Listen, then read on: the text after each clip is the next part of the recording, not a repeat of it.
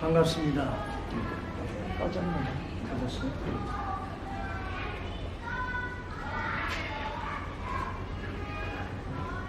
하나, 둘. 하나, 둘, 하나, 둘. 하나, 둘.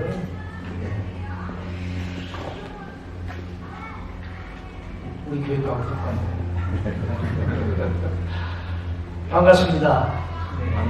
2년 전에 안동 장로교회 설립 예배 때 그때 설교를 했었는데 2년 만에 여러분들 다시 또 이렇게 설립 기념 예배 때 또 이렇게 와서 말씀을 전하게 돼서 아주 기쁘게 생각을 합니다.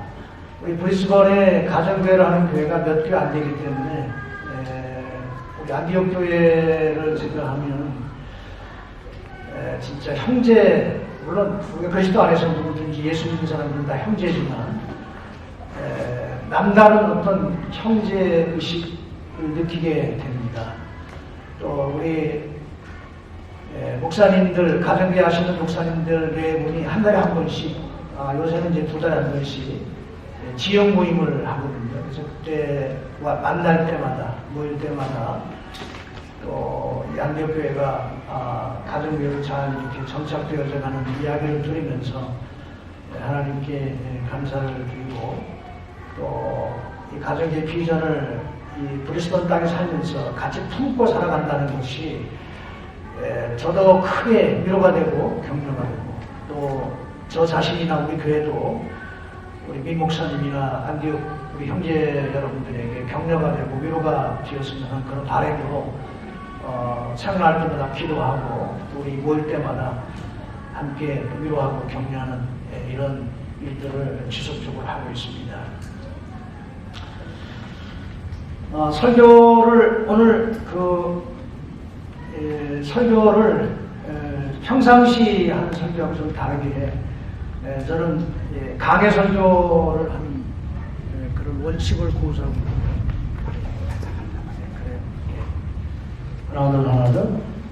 그래서 전 주일날 교회에서 성경을 한 권 정해서 끝날 때까지 중간에 이제 절기 때가 되면 이제 절기에 맞는 설교를 합니다만 지금은 누가복음을 쭉 지난 1년 동안 설교를 강해 왔습니다. 오늘은 뭐 단순히 성경 한 본문을 정해서 여러분들에게 말씀을 전하는 것보다는 말씀도 전하고 제 간증을 가정교회로 개척을 해서 지금까지 10년 우리도 2월 둘째 주일이 설립 10주년이었거든요.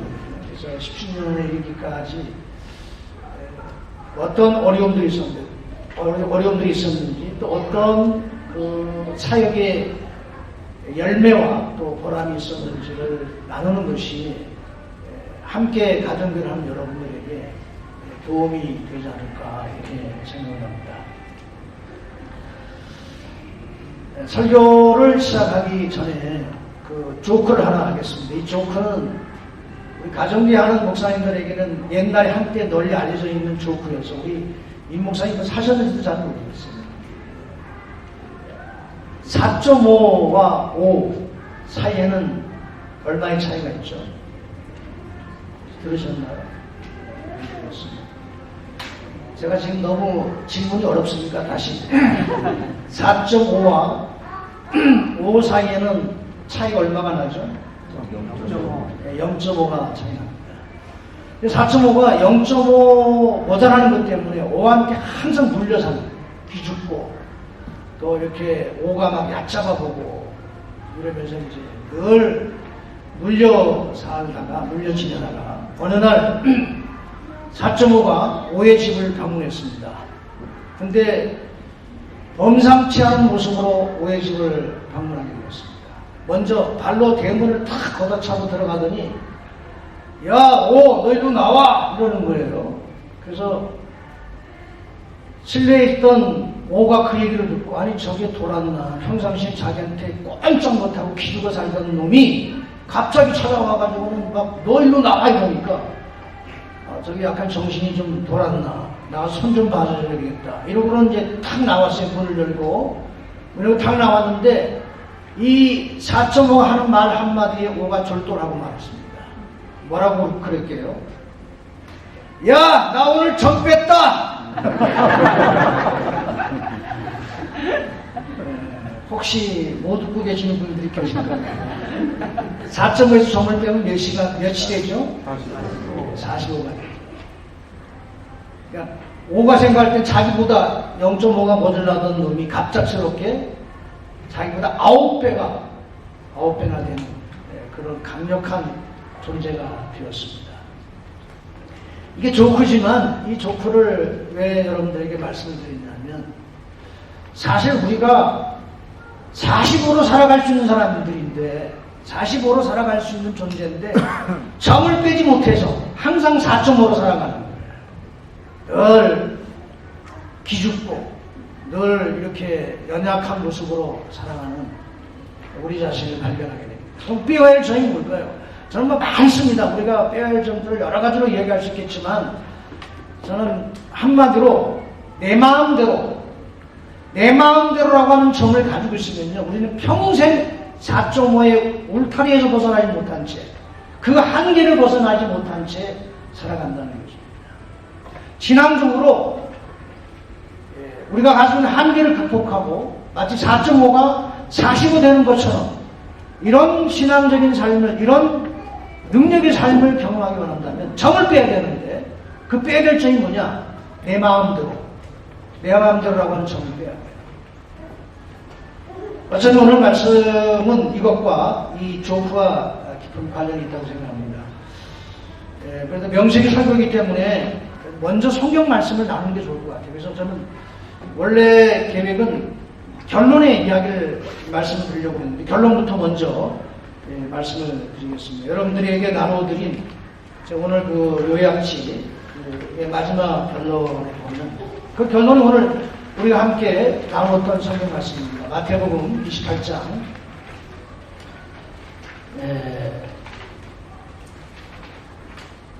18절부터 20절까지인데 이 성경 구절은 예수님께서 부활하시고 승천하시기 전에 제자들에게 유언처럼 남긴 그런 말씀입니다. 그래서 이 말씀을 위임명령 혹은 지상명령 혹은 대사명, 그레이트 커미션이라고 이렇게 우리가 이야기를 합니다. 이 말씀은 제자들에게만 주신 말씀이 아니라 처음에는 사실 그 11제자에게 주어진 말씀이지만 제자들에게만 주어진 말씀이 아니라 그 제자들에 의해서 세워진 교회, 오고는 모든 교회에 주신 그런 지상명령이라고 할 수 있겠습니다. 그러므로 오늘날 이 땅의 교회들이 주님 다시 오실 때까지 우리가 붙잡아야 할 우리가 가장 중요한 말씀, 가장 중요한 주님의 명령이 무엇이냐 그렇게 묻는다면 단연코 바로 이 마태복음 28장 19절 말씀입니다. 18절, 19절, 20절 가운데 특별히 19절 말씀입니다. 이렇게 말씀을 드릴 수 있습니다. 여러분들이 생명의 삶 공부하실 때 아마 들으셨던 내용이라고 생각이 됩니다만 이 지상명령, 위임명령은요 4개의 동사로 이루어져 있습니다. 맨 먼저 가서, 그 다음에 뭐죠? 제자로 삼아서, 세 번째는 세례를 주고, 넷째는 네 번째 등장하는 동사는 가르쳐 지키게 하라. 자, 얼마나 생명의 삶 공부를 열심히 하셨는지 제가 테스트하겠습니다. 이 4개의 동사 중에서 메인 법, 주동사는 하나고요. 나머지 3개는 분사입니다. 분사는 이제 동사가 변형이 돼서 수식어 역할을 하는 것이죠. 자, 메인 동사가 뭐죠? 주동사가 뭐죠? 너무나 쉬워서 대답하기가 불편하십니까? 메인 동사는 제자를 삼고가 메인 동사입니다. 나머지 가서 세례를 주고 가르쳐 지키게 하라는 분사로서 주동사를 수식하고 있습니다. 그러니까 교회의 사명이 뭐냐? 교회의 사명은 제자를 만드는 거예요. 교회가 존재하는 이유는 영혼을 구원하여 제자를 만드는 데 있습니다. 자, 그렇다면 성경이 말하는 제자를 만들려고 했는데 제자는 어떤 사람이냐? 제자는 예수님을 배워서 예수님처럼 살려고 하는 사람을 만드는 것. 그것이 바로 제자를 만드는 것입니다. 그럼 우리가 예수님에게서 무엇을 배워야 할까요? 자, 예수님에서 배워야 할 크게 두 가지입니다. 하나는요, 예수님의 성품, 인격을 우리가 보고 배우는 것입니다. 일반적으로 이제 이걸 우리가 예수님을 닮는다는 말로 그렇게 표현을 하는데요. 예수님의 성품과 인격을 닮을 때 나타나는 것이 성령의 열매예요. 사랑과 희락과 화평과 오래 참음과 자비와 충성과 온유와 절제. 이런 예수님을 닮게 되면 우리 삶 가운데에서 이런 성령의 열매들이 나타나게 되는 것이죠. 그 다음에 또 뭘 배워야 되느냐? 예수님의 사역을 배워야 됩니다. 예수님의 사역이라고 하는 것은 크게 세 가지로 나눌 수 있습니다. 하나는 말씀을 전파하시는 프리칭 미니스트리, 두 번째는 가르치는 사역, 티칭 미니스트리, 그 다음에 세 번째는 치유 사역, 힐링 미니스트리, 귀신을 쫓아내시고 병든 자들을 고치셨던 치유사. 이 세 가지 사역을 예수님의 3대 사역이라고 이야기합니다. 그러니까 우리가 예수님을 닮는다고, 예수님의 제자가 된다고 하는 것은 예수님이 하신 일을 우리도 하는 거예요. 도자기를 만드는 그 도공이 자기 제자를 만들었어요. 그래서 도자기를 어떻게 만드는지를 열심히 가르쳤는데 기술만 가르치는 게 아니라 이제 보통 그 사람들이 하는 말, 흔히 하는 말, 예술혼이라고 하는 게 있지 않습니까? 도자기를 구울 때 혼을 불어 넣어야 된다. 뭐 이런 말들을 하지 않습니까? 뭐 그런 것도 가르치고 어떻게 도자기를 굽는지를 가르쳤어요. 열심히 배워가지고 나가서 도자기를 굽는 사람이 되는 게 아니라 농사를 짓고 있습니다. 이 사람은 도공의 제자가 아니에요. 우리가 예수님의 제자라면 예수님을 닮아야 하고 그 다음에 예수님이 하시는 일을 우리의 사역으로 우리가 이렇게 받아들여야 한다는 것이죠. 물론 우리가 예수님처럼 뭐 말씀도 전파하고 가르치기도 하고 병도 고치고 치유사역 다 할 수 없어요. 그러나 우리가 할 수 있는 일들이 있습니다. 왜냐하면 하나님께서 예수를 믿는 당시의 백성들에게 사역을 감당할 수 있도록 은사를 주셨어요. 이게 바로 성령 은사예요. 그 은사를 따라 어떤 사람은 뭐 가르치는 사역. 저는 특히 하나님께서 저에게 가르치는 은사를 주셔서 그래서 열심히 가르치는 일에 종사하고 있습니다. 또 말씀을 전파하는 프리칭 미니스트리는 목사가 주일날 설교를 한다든지 여러분들이 다른 사람들에게 복음을 전한다든지 선교사가 선교지에 나가서 선교하는 것 전부 프리칭 미니스트리예요. 가르치는 사역을 위해서 교회는 주일학교를 운영합니다. 은사를 받은 사람들이 교사로 우리의 자녀들을 가르치고 있습니다. 교회에서 산 공부를 하고 있습니다. 예수님의 가르치는 사역을 우리가 따라가는 거예요. 그 다음에 치유사역, 병 고치고 그 다음 귀신을 쫓아내는 것뿐만 아니라 오늘날 현대인들께서 가장 중요한 것이 마음의 치료예요. 마음의 치료. 그래서 목장교회, 우리 가정교회를 하는 우리 교회들이 중요하게 여기는 것이 바로 목장입니다. 특별히 목장에서 이루어지는 나눔. 그 나눔을 통해서 우리가 경험해야 될 열매가 무엇이냐면 치유예요. 목장에서 이루어지는 나눔을 통해서 마음의 상처들이 치유되는 것입니다. 이런 사역들을 교회가 해야 돼요. 그 교회가 그런 사역들을 하지 않으면 직무유기고 예수님의 제자라고 할 수가 없습니다. 자, 제자를 만들기 위해서 오늘 말씀에 보면 어떻게 해야 되는지 구체적인 방법, 제자를 만들기 위한 방법을 아까 이제 세 가지로 분사는 그 제자를 만드는 방법에 대해서 이야기를 하고 있는 말씀인데 먼저 가야 된다고 했어요. 가서 여러분들이 가만히 앉아있으면 절대로 제자가 만들어지지 않습니다. 영혼을 구원하여 제자를 삼으려면 우리가 가야 돼요. 이걸 저는 특별히 성육신 스피릿이다 이렇게 이제 여러분들에게 말씀드리고 싶은데요. 예수님은 우리를 제자 만드시기 위해서 이 땅에 오셨어요. 이게 바로 성육신이잖아요. 하나님이 사람의 몸으로 이 땅에 오신 거. 이게 바로 성육신이거든요. 선교사들은 영혼을 구원하여 제자 만들려고 다른 문화, 다른 언어, 다른 민족 열방에게로 나아가는 것입니다. 이게 전부 성육신 스피릿이에요. 가는 거예요. 영혼을 구원하여 제자를 삼으려면 가야 합니다. 가만히 앉아 있어서는 절대로 제자를 만들 수 없어요. 여러분 가만히 앉아 있는데 믿지 않는 불신자들이 저절로 이 안디옥 교회로 오든가요? 그런 일은 없습니다. 아주 가끔 가다가 그런 일이 있을 수 있지만 그러나 그런 일들은 별로 없어요. 누군가가 그 사람을 믿지 않는 비신자, 불신자들을 섬기고 사랑하고 권면해서 목장으로 데려오든지 교회로 데리고 와요. 그러기 위해서 가야 돼요. 이런 가야 하는 이런 성육신 스피릿을 우리가 갖는 것, 그래야 제자가 만들어진다는 것입니다. 그러기 위해서는 출발점이 뭐냐? 목장에서 VIP를 놓고 기도하는 일입니다.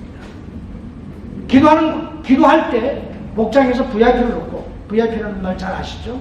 우리가 전도를 하려고 마음 먹고 있는 대상들, 믿지 않는 그 대상들을 우리는 VIP라고 얘기합니다. VIP를 품고 기도하지 않는데 어떻게 나갈 마음이 생기겠습니까? 그래서 우리 교회에서도 제가 지속적으로 계속 강조하는 게, 왜냐하면 우리도 모르는 사이에 어떤 현실의 편안함에 안주할 가능성이 많고, 더군다나 목장이 한 8명 이상 모기 시작하면요, 자기들끼리 모이고 싶어하는 그런 마음들이 생겨요. 그래서 VIP에 대한 관심이 점점 사라지는 겁니다. 그러면요, 가족에는 정신이 죽습니다. 그리고 예수님의 사명을 우리도 모르는 사이에 방치하게 돼요. 가서 모든 민족으로 제자를 삼고 아버지와 아들과 성령님을 세례를 주고 내가 너에게 분부한 모든 것을 가르쳐 지키게 하라고 말씀하셨는데, 그냥 우리끼리 모여서 주여 여기가 좋사오니 이러면서. 그래서 출발점이 뭐냐? 목장에서 모일 때마다 VIP를 놓고 기도하셔야 돼요. A 집사님, B 집사님, C 형제, 이런 분들이 다 자기가 생각하는 VIP들을 목장에서 공유하면서 모일 때마다 합심해서 우리 A 집사님의 VIP를 위해서 기도합시다. 기도할 때 하나님이 일하시고 기도할 때 성령의 역사가 있기 때문에 그렇습니다. 그리고 기도할 때 부담이 생겨요. 내가 기도해놓고 무관심할 수는 없는 거잖아요. 그래서 먼저 가야 합니다. 그 다음에 제자를 만들려면 세례를 주라고 그렇게 말씀하셨습니다. 세례를 주라는 말씀의 의미가 뭘까요? 어떤 사람한테 세례를 주죠? 우리는 신앙 고백이 분명한 사람한테 세례를 줍니다. 주는 그리스도시요 살아계신 하나님의 아들이십니다. 이런 고백이 분명한 사람들에게 세례를 주는 겁니다. 세례를 준다는 얘기는 정체성이 분명한 신앙인으로 만들어야 그 사람이 제자가 된다는 거예요. 그래서 예수영전 모임이 대단히 중요합니다. 구원에 대한 확신을 갖는 일은 정체성이 분명한 그리스도를 살아가기 위해서 꼭 필요합니다. 믿지 않는 사람들에게 복음을 제시해서 예수를 믿게 하는 일, 정체성이 분명한 그리스도로 만드는 것입니다. 뿐만 아니라 신앙생활 10년, 20년에도 내가 구원받았는지 구원받지 못했는지 확신이 없을 뿐만 아니라 어떤 때는 구원받은 것 같고 어떤 때는 죄 짓고 내 마음대로 살면 마치 구원을 잃어버린 것 같고 막 이렇게 왔다 갔다 하는 이런 사람들, 구원의 확신을 갖는 일이 굉장히 중요해요. 정체성이 분명해요. 그리스도인들은 정체성이 분명해요. 그래 가정에서도 일터에서도 어딜 가나 하나님 백성으로 살아가게 되는데 정체성을 잃어버리게 되면 세상 사람들하고 똑같이 이렇게 살게 돼요. 그 세례를 주라는 얘기는 단순히 세례식을 많이 베풀라 이런 의미가 아니라 정체성이 분명한, 신앙 고백이 분명한 그리스도인을 만들어야 그 사람이 제자가 된다는 거예요. 그런데 분부하신 모든 것을 가르쳐 지키게 하라고 말씀하셨습니다. 그래서 삶 공부와 목장 모임이 중요합니다. 삶 공부는 지적인 부분에서 가르치는 사역이지만 목장은 치유를 통한 가르침이 일어나고 변화가 일어나는 현장입니다. 특별히 목장에서 중요한 것이 나눔 아닙니까? 이제 나눔이 이루어지는데 나눔의 의미를 정확하게 이해하고 있어야 합니다. 자, 목장에서 나누고 있어요. 나눔을 합니다. 뭘 나누세요? 나눔을 이야기할 때 가장 중요한 스트릿이 뭘까요? 가장 좀 핵심은 뭘까요? 나눔이라고 하는 것이 그냥 시시콜콜한 내 한 주일 동안 내가 뭘 하고 지냈는지를 단순히 이야기하는 것이 아닙니다. 물론 그런 것들을 통해서 이제 나눔이 이루어지긴 하겠지만 성경에서 그 다음에 초대교회가 그 사도행전에 보면 이제 사도행전 2장 40절에 나오는데 거기에 보면 이제 초대 예루살렘 교회가 모일 때마다 사도의 가르침과 그다음에 서로 교제하며 그랬거든요. 교제가 뭐냐면 바로 쉐어링이에요. 쉐어링. 나눔이에요. 나눔. 펠로십의 가장 중요한, 교제에서 가장 중요한 것은 뭐냐면 삶의 나눔이에요. 삶의 나눔. 뭘 나누느냐? 삶을 나누는 거예요. 삶을 나누지 않고 그냥 내 신변 잡기를 이야기하는 것은 진정한 의미에서 나눔이 아닙니다. 그래서 우리가 나누어야 할 그 삶을 이야기할 때 긍정적인 것이 있고 부정적인 것이 있어요. 긍정적인 것, 나누어야 할 긍정적인 것 무엇일까요? 한 주간 동안 지내면서 받은 은혜를 나누는 것입니다. 이게 바로 간증이에요. 한 번씩 종종 그렇게 말하는 사람도 있어요. 난 간증할 게 없어요. 이거는 신앙생활을 잘못하고 있는 거예요. 근본적으로 뭔가 간증을 오해하고 있는 거예요. 간증이라는 게 죽을 뻔했다가 살아난 거, 아니면 크게 사고를 당했다가 그 사고에서 뭐 구원을 받은 거, 완전히 쫄딱 망했다가 다시 성공한 거, 이런 것들만 간증이 아니라요. 참된 우리 일상생활 속에서 매일매일의 삶 속에서 내가 말씀을 묵상하다가 받은 은혜, 깨달은 은혜, 내가 어떤 문제를 가지고 기도했는데 그게 응답이 됐어요. 그걸 나누는 것, 이게 바로 간증이에요. 그래서 나눔은 근본적으로 간증이 이루어져야 됩니다. 나눔 속에서 간증이 이루어져야 합니다. 그래서 긍정적인 것들을 나누고, 그 다음에 부정적인 것들을 나누어요. 그럼 나눠야 할 부정적인 것은 무엇입니까? 상처예요, 상처. 여러분, 오늘 이 시대를 살아가는 모든 현대인은, 저를 포함해서 모든 사람들이 살아가면서 상처 없는 사람은 아무도 없어요. 없는 척 하는 것 뿐이에요.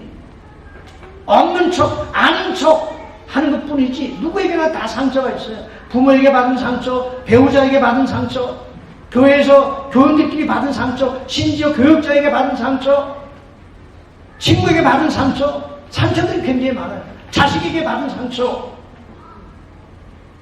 이런 상처는 그냥 내버려 두면 쓴뿌리가 생기고 우리의 인격에 지장을 주고 우리 삶에 나쁜 영향을 미치게 됩니다. 근데 사람들이 그런 상처를 해결하지 않고 그냥 살아가거든요. 아닌 척 하면서 포장하고 그냥 살아가니까 우리의 인격의 모난 부분들이 막 별것 아닌 일에 막 화를 내고 분노가 일어나고 불안정하고 열등심을 갖고, 이걸 전부 한번 자기 자신을 들여다봐야 돼요.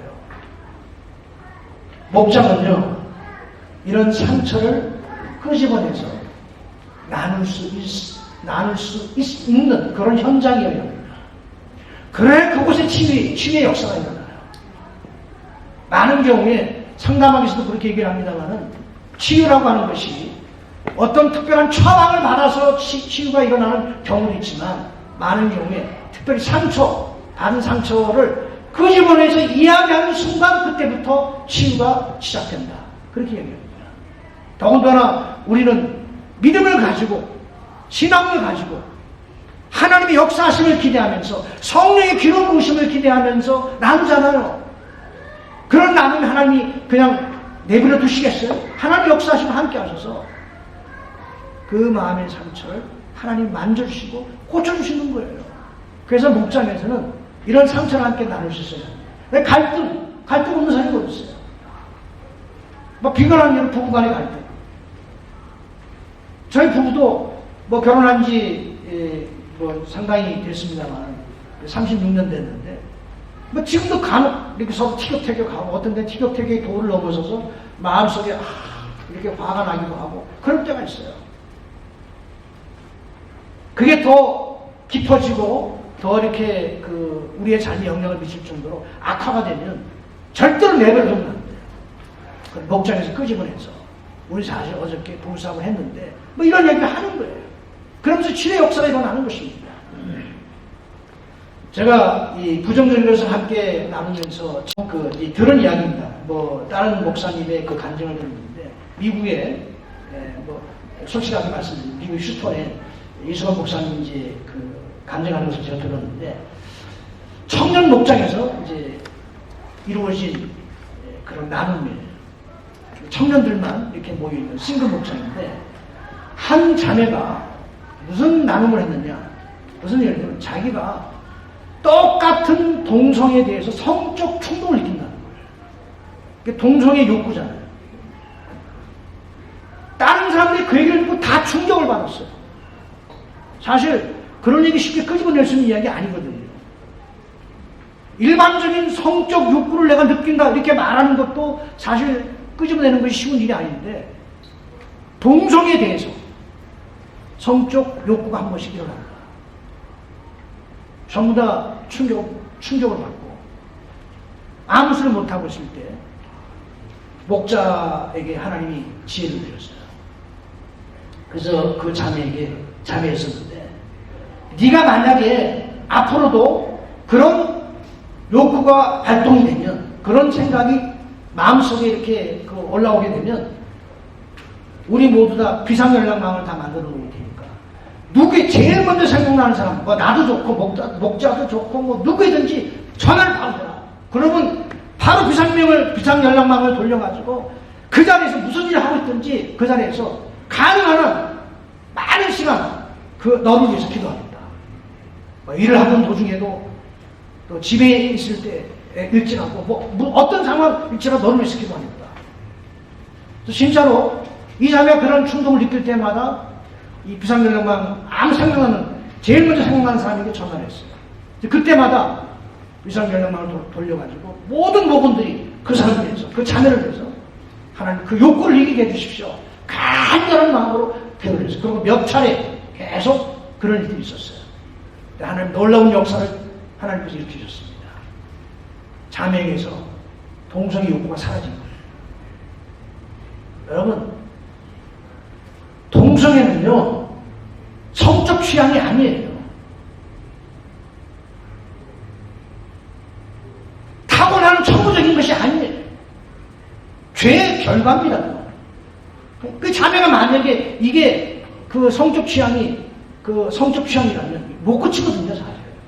그런데 그렇게 목장에서 함께 나누고 함께 기도했을 때 치유받는 역사가 일어나서 그 이후에 이 자매는 목자로 이렇게 섬기게 되는 그런 역사들이 일어나는 것을 우리가 볼 때 나눔이라고 하는 것이 얼마나 중요한가를 다시 한번 깨닫습니다. 가족의 목표는요, 신약교회, 성경적 교회 회복입니다. 저는 이런 회복이, 이런 지금까지 좀 말씀드린 하나님의 말씀, 특별히 예수님의 지상 명령에 순종해서 제사를 만들 때 이런 신약교회가 회복이 되고 세워지고 그렇게 해서 이 안디옥 교회를 통해서 이런 신약교회 회복이 풍성하게 일어나고 그리고 잔이 넘쳐서 주변으로 흘러가는 역사가 일어나게 되기를 예수님의 이름으로 축원합니다. 간단하게 아마 시간이 여기 나와 있는 내용을 전부 다 얘기하려고 그러면 시간이 많이 지나갈 것 같고 그래서 제가 간단하게 저의 가정교회 사역 간증을 좀 하겠습니다. 사례 발표가 될 수도 있는데요. 잘 아시는 바와 같이 저는 2010년에 이제 베델 장로교회를 개척을 했습니다. 개척 이전에 저의 상황을 잠깐 말씀을 드리면 저는 목사안수를 84년도에 받았습니다. 그래서 부목사를 한 8년 했고요. 그 다음에 3년 군목으로 있었고 호주로 유학을 해서 한 3년 10개월 유학을 하고 나서 그 다음에 이제 98년 11월부터 서울서 한 교회에서 만 9년을 목회했습니다. 만 9년 목회를 하면서 9년 중에서 7년을 제자훈련을 했습니다. 제자훈련은 사랑의 교회 돌아가신 북한원 목사님을 통해서 시작된 평신도를 깨운다는 그런 세미나를 통해서 이제 제자훈련 사역이 한국교회에 이렇게 들불처럼 굉장히 크게 영향을 미치고 확산이 됐었는데 저는 사실 그 세미나에 참석해서 굉장히 도전을 받고 은혜를 받았어요. 그래서 교회는 이래야 된다 이런 이제 확신을 가지고 제자훈련을 했는데 7년 제자훈련을 하면서 어떤 한계에 부딪혔어요. 어떤 한계에 있었냐면 제자훈련이라고 하면서 일주일에 한 번 하루 한 2시간씩 1년을 이렇게 훈련받는 것이거든요. 그리고 제자훈련이 끝나면 그 다음에 이제 또 1년을 사역자 훈련을 해요. 그래서 토탈 훈련 기간이 2년인데 훈련 받을 때는 다 좋습니다. 근데 훈련 받고 끝나면 그냥 옛날로 돌아가는 거예요. 그래서 이게 아닌데 그렇다고 그 사람 붙들고 평생 훈련시킬 수는 없는 거 아니에요. 그런 한계를 느끼고 있다가 2003년도에 후메 목사님의 소개로 목회자 세미나, 가족의 목회자 세미나를 참석했고 2006년도에 휴스턴 서울 침례교회에 이제 4주간 연수를 다녀오면서 이 시대의 대안은 가족교회다 라는 그런 이제 확신을 갖게 되었습니다. 그러나 제가 목회했던 그 교회는 아주 전통적인 제가 속했던 교단이 예수로 장로회 그 고심인데 아주 전통적인 교회예요. 장로님들이 다 연세가 저보다 많으셨어요. 장로님들이 6분이었는데 제일 연세가 작은 장로님이 저보다 3살이 더 많았어요. 제일 나이가 많으신 장로님은 저희 작은아버지 뻘이었습니다. 저희 아버지보다는 좀 연세가 적고 저희 작은아버지하고 연세가 비슷한 그런 분이셨습니다. 가정을 하겠다고 얘기를 했어요. 당회에서 다 반대를 하시는 거예요.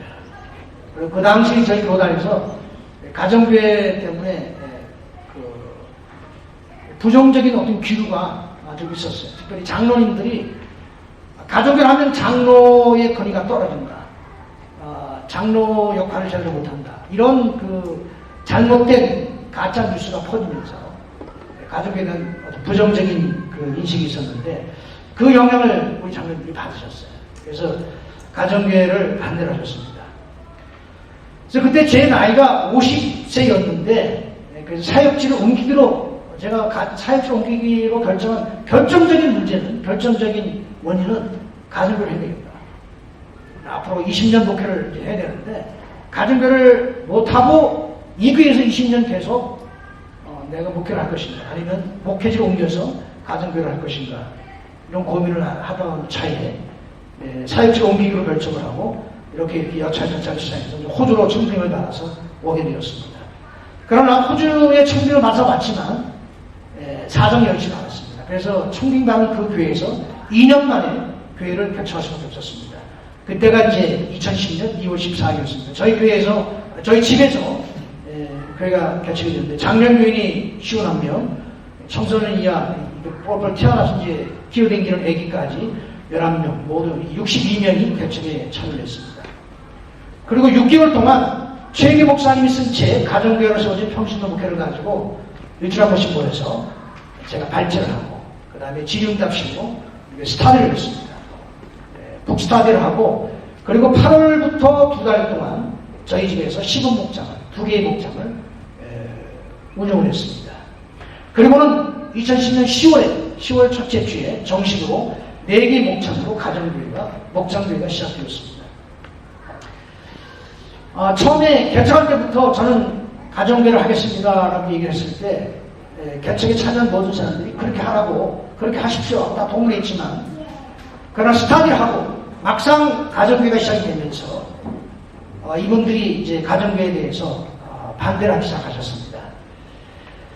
교회 개척에 참여하신 분들이 대부분 다 전통적인 교회 익숙한 사람입니다. 다 이미 다른 교회에서 교회 생활을 다 20년 또 심지어 모태신앙 이런 사람들이 대부분이었기 때문에 처음엔 가정교회가 뭔지도 모르고 제가 한다고 하니까 예스했다가 이제 가정교회가 뭔지 스타일을 하면서 알게 되면서 가정교회에 대한 어떤 반발을 갖게 되었는데 가정교회 하면서도 지속적으로 상당한 기간 동안 지속적으로 계속